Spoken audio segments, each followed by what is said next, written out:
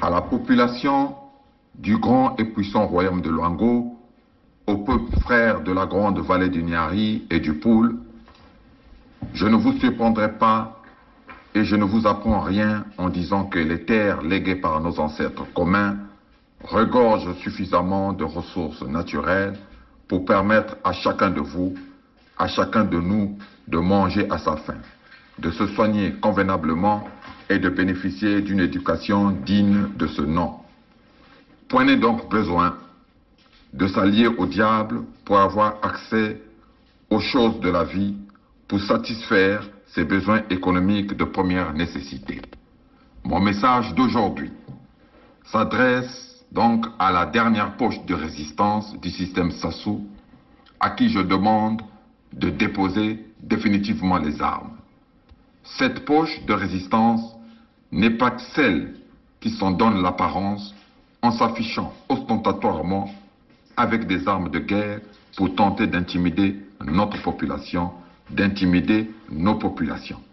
En effet, la dernière poche de résistance du système du sous-préfet du bord de la Lima se compose des hommes et des femmes plus discrets qu'on retrouve généralement dans les catégories socio-professionnelles non exhaustives que je citerai. Les fonctionnaires fictifs de la fonction dite publique qui perçoivent des salaires alors qu'ils n'effectuent aucun travail. Les anciens policiers, militaires, gendarmes, hommes et femmes politiques ou non, qui vivent à l'étranger, dans la diaspora, mais qui, avec la complicité de la dictature, continuent de percevoir indûment leur salaire dans des banques établies sur les terres de nos ancêtres. Les anciens évacués sanitaires, notamment en France, qui depuis des décennies bénéficient d'un traitement financier favorable de la part de la dictature, alors qu'ils sont guéris.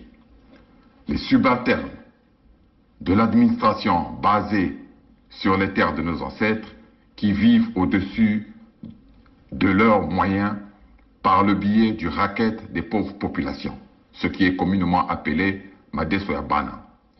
Les douaniers, qui, pour nombreux, officiellement, gagnent autour de 200 000 francs CFA par mois, mais dépensent plus de 4 millions de francs CFA chaque 30 jours.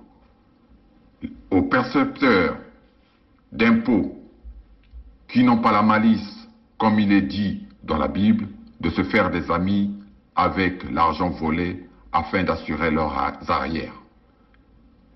Aux hommes sans charisme, sans référence académique, sans esprit de créativité, sans intelligence, sans humanité, qui adhèrent à la franc-maçonnerie tropicale dans le seul but de s'enrichir et de briller. Ces hommes capables, comme disait Coluche, de manger le cirage pour briller en public. Aux anonymes qui, pour draguer une femme ou un homme, se sentent obligés de s'inventer un lien de parenté ou d'alliance avec tel ou tel homme ou femme politique originaire de sa région ou de sa tribu.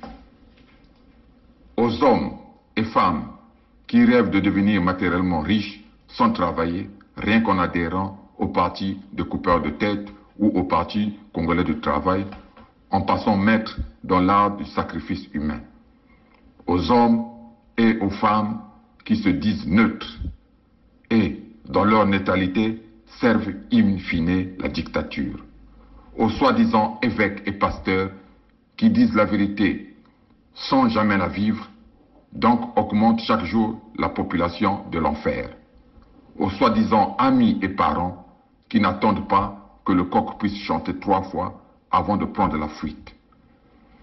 Enfin, je voulais tout simplement vous dire et vous redire que les terres léguées par nos ancêtres regorgent suffisamment de richesses pour permettre d'assurer la joie et le bonheur de tous et pour permettre de vivre en toute sérénité.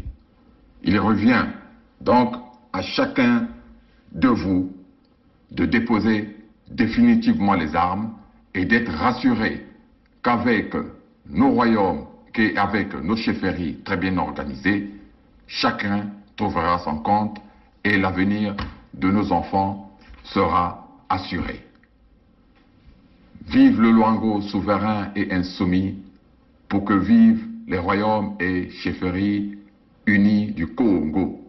Vive le Luango souverain et insoumis, pour que vivent les royaumes et chefferies unis d'Afrique. Tshikaya Zinga Ier, roi du Luango.